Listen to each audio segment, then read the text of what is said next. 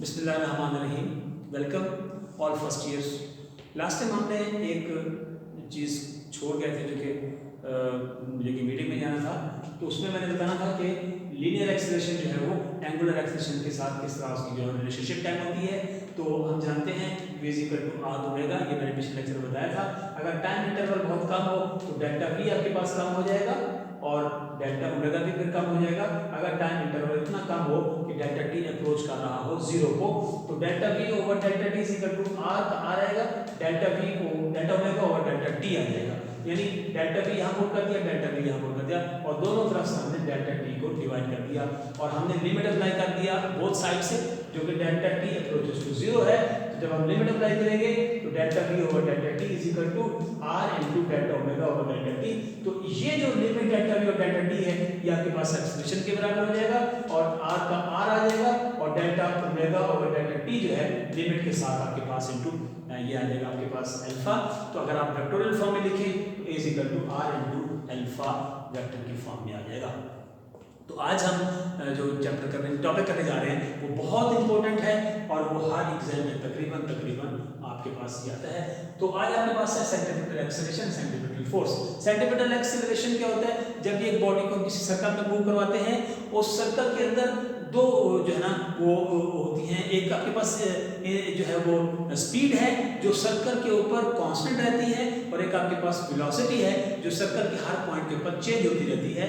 जो चेंज होती रहती है इससे जो एक्सेलरेशन पैदा होगा उसे हम जो है ना वो सेंट्रीफ्यूगल एक्सेलरेशन का हम नाम कहेंगे। वैसे भी आपको पता है सेकंड लॉ के मुताबिक जब भी फोर्स हम किसी बॉडी पर अप्लाई करते हैं तो उसका एक्सेलरेशन पैदा होता है, वो एक्सेलरेशन हमेशा फोर्स की सिमत में होता है। तो जो लीनियर फोर्स लगाएंगे उससे लीनियर एक्सेलरेशन पैदा होगा, अगर सेंट्रीफ्यूगल फोर्स लगाएंगे तो सेंट्रीफ्यूगल एक्सेलरेशन ही पैदा होगा। तो हम सेंट्रीफ्यूगल एक्सेलरेशन में t के ऊपर आज हम प्रूव करने आ रहे हैं। हम जानते हैं एक्सेलरेशन इंस्टेंटेनियस, जिसको हम a भी कह रहे हैं, = limit delta t approaches to zero delta v over delta t। आइए लेट अस कंसीडर हम एक बॉडी को सर्कल के ऊपर मूव करवाते हैं। बॉडी पॉइंट P से चलती है, बॉडी पॉइंट Q पे आती है, इसका R S T and so on, her point के ऊपर बॉडी जो है वो मूव करती रहेगी।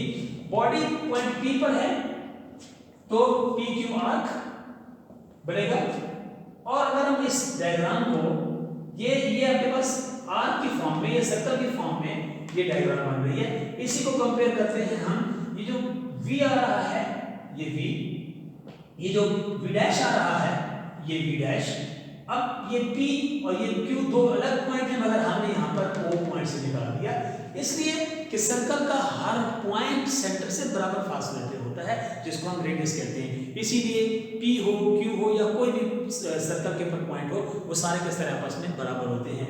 इसीलिए P से निकलने वाली वेलोसिटी, Q से निकलने वाली वेलोसिटी, ये दो अलग अलग वेलोसिटीज जो है ना है, लेकिन पॉइंट एक है जिसको हम और पॉइंट O से कह रहे हैं। O से निकलने वाली वेलोसिटी v और O से निकलने वाली वेलोसिटी v डैश, क्योंकि डायरेक्शन जो वेक्टर की बिल्कुल उसी तरह हम ड्रा करेंगे जिस डायरेक्शन में ये दी हुई है।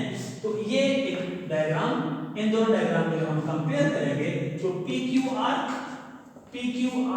जो के बराबर है AB कार्ड के, CP जो कि आपके पास OA के बराबर है, OA के बराबर है। लिहाजा की वैल्यू पुट करेंगे तो PQ आर्क बटा CP जो कि R है = AB कार्ड जो कि डेल्टा V के बराबर है ओवर V आ जाएगा, OAV के बराबर है। अगर टाइम इंटरवल स्मॉल हो तो फिर PQ आर्क जो है वो PQ कार्ड के बराबर होगा जो कि V * डेल्टा T होगा।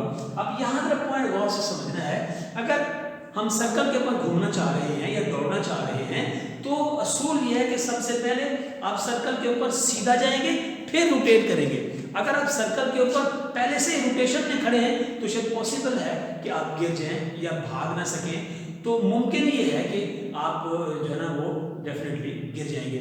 इसीलिए कोशिश ये करें कि सर्कल के ऊपर भागने के लिए पहले आप अपनी पोजीशन को इस तरह स्ट्रेट रखें, जैसे ऐलान होगा, सीटी बजेगी, फायर होगा या आपको कहा जाएगा स्टार्ट, तो आप जब स्टार्ट करेंगे तो पहले सीधा जाकर फिर जाकर आपने कर्व लेना है। अगर आपने पहले कर्व लिए तो फिर आप गिर जाएंगे।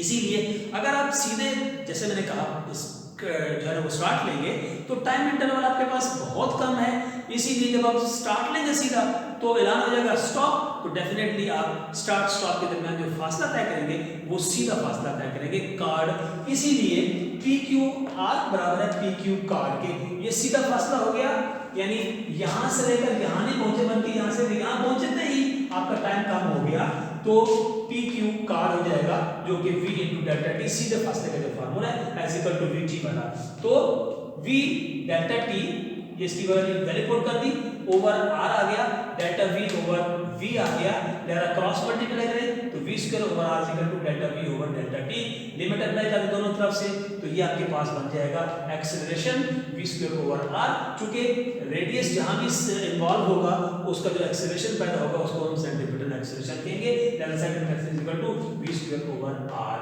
आइए हम आप चलते हैं सेंट्रीपिटल फोर्स की तरफ, तो जो कि आपके पास F = mv² ओवर R है। सेंट्रीपिटल फोर्स क्या होती है? एक कंपेलिंग फोर्स है, एक मजबूर करने वाली फोर्स है कि वो बॉडी को किसी सर्कल के ऊपर घूमने में मजबूर करे। The compelling force of a body to rotate on a circle, इसको हम कहते हैं सेंट्रीपिटल फोर्स, और इसके अगेंस्ट जो सेंट्रीपिटल फोर्स सेंट्रीफ्यूगल फोर्स होगी वो सेंट्रीपिटल फोर्स के अपोजिट होगी।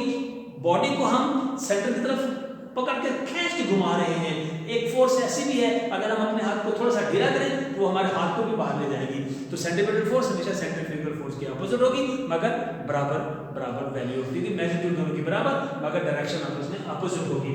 तो हम जानते हैं A = V² over R, V² over R, और सेकंड वाले मतलब F = ma, तो A की वैल्यू या AC की वैल्यू यहाँ पे F = m × AC आ जाएगा, इसकी वैल्यू पुट कर दी V² over R, mv² over R, F = mv² over R।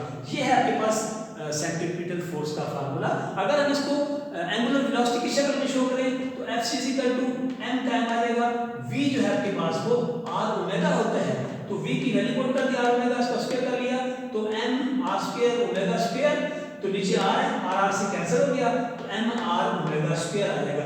अगर इसको वेक्टोरियल फॉर्म में लिखें तो F = m R × ओमेगा² × वेक्टर की ऊपर एरो लगा देंगे। ये आपका आज का चैप्टर मुकम्मल हो गया। आप कोशिश करेंगे कि इसके न्यूमेरिकल हल करें, नहीं तो इंशाल्लाह जो नेक्स्ट लेक्चर हमारा होगा वो इसके न्यूमेरिकल्स में हल करके आपके सामने पेश करूंगा इंशाल्लाह। तब तक अल्लाह हाफिज़। अगर कोई प्रॉब्लम आता है तो मुझे आप व्हाट्सएप पे कॉल कर सकते हैं, मैं इंशाल्लाह आपको समझाऊंगा। खासतौर पे अगर ये चीज़ समझ ना आए आप मुझे कॉल करें, मैं आपको फ़ोन पे भी समझा दूंगा कि इसको कैसे हल करना है।